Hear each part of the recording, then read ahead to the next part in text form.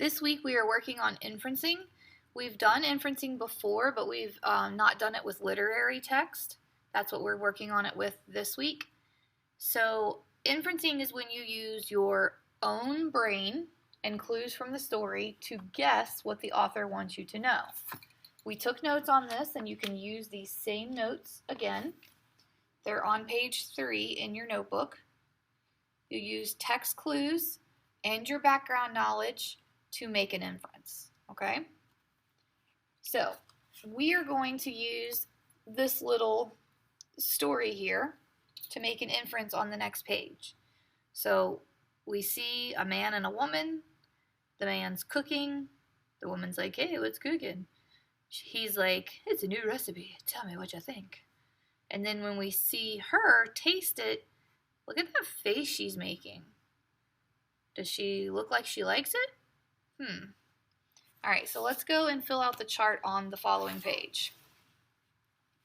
The first section of the chart says, what is the image? That's the evidence.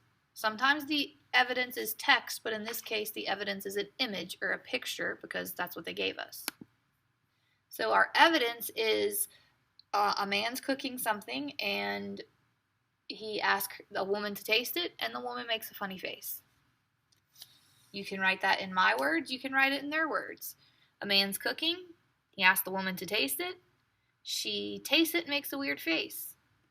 Ooh, I didn't get this clue that they got. The man looks worried about the woman's reaction. He does kind of look worried if you look back at that picture.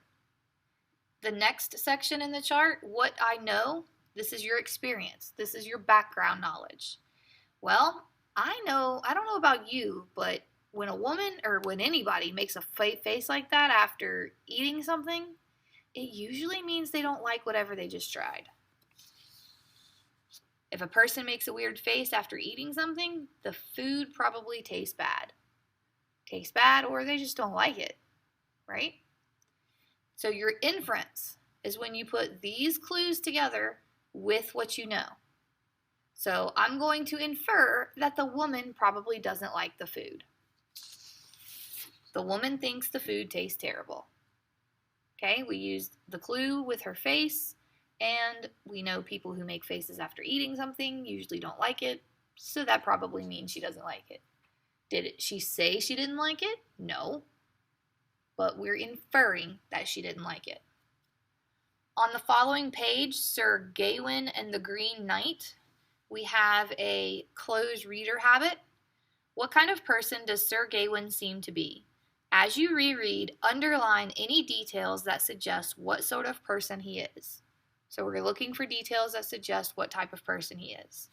On New Year's Day, the mysterious Green Knight rode into the heart of King Arthur's castle and issued a challenge to the Knights of the Round Table.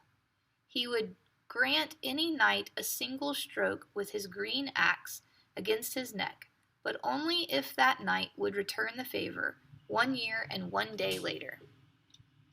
King Arthur began to accept the challenge, but Sir Gawain offered to take his king's place. Gawain then rode up to the enormous green axe. Gawain then took up the enormous green axe and with a mighty swing sliced off the Green Knight's head. Surely that will be the end of it, Gawain thought. Surely my king is now safe.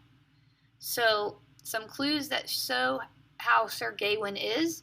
He's offering to take the king's place. And then he's thinking that his king is safe after he's lost his head. But the Green Knight, still very much alive, stood and picked up his own head. He reminded Gawain that they had an appointment in 1 year and 1 day and rode quickly away on his horse. So obviously this is a make-believe story because you can't live without your head attached. Gawain's fellow knights gathered around him. We are sorry we let you take on this burden, they said. We will not let you face the Green Knight alone. But Gawain replied, This is no burden, and I am not sorry. I do what I do for my king and for my honor. I will face the Green Knight alone, and I will do so with a good cheer. So he's saying it's not a burden. He was happy to do it, and he's going to face the Green Knight alone. And he's going to be happy to do that as well. So that all shows the kind of character Green Knight is as well. We need to underline it. 1 year and 1 day later, Gawain met the Green Knight as he had promised. He lay aside his sword, shield, and helmet, and then strode toward the Green Knight. Gawain bent low to receive the blow from the axe. At the stroke of the axe, Gawain flinched. So some clues that show us what type of person Gawain is. He met the knight as he promised. He didn't chicken out, like we read in a previous story when somebody was going to meet somebody at 6 o'clock to prove how he could jump.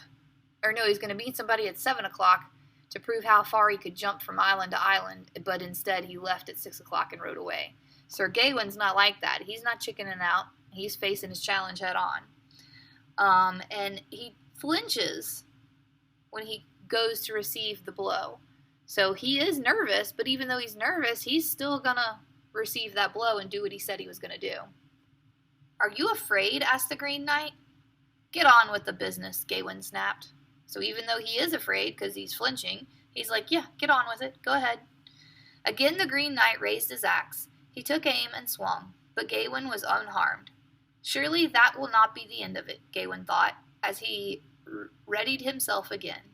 But the Green Knight presented Gawain with his great axe, bowed low to the ground, and rode away. Very interesting story. So we're going to make an inference on the next page. So we're going to make an inference about the type of person or the type of character Sir Gawain is. We're going to use the evidence that we underlined. Now, obviously, every single thing that we underlined, if we just wrote it word for word, would not fit in this box. So we're going to summarize what we underlined. We're not going to write it word for word. We're going to write the same thing in shorter terms or shorter or less words. Sir Gawain offers to take the king's place. He shows up as he's promised. And even though he's afraid, he still takes the blow from the Green Knight. So he offers to take the king's place. He says, surely my king is safe now. He wants to protect his king. He's happy to protect his king when his fellow knights are like, hey, no, you don't have to do this. We'll help you. Don't face him alone. He's like, no, this is my task. I got this.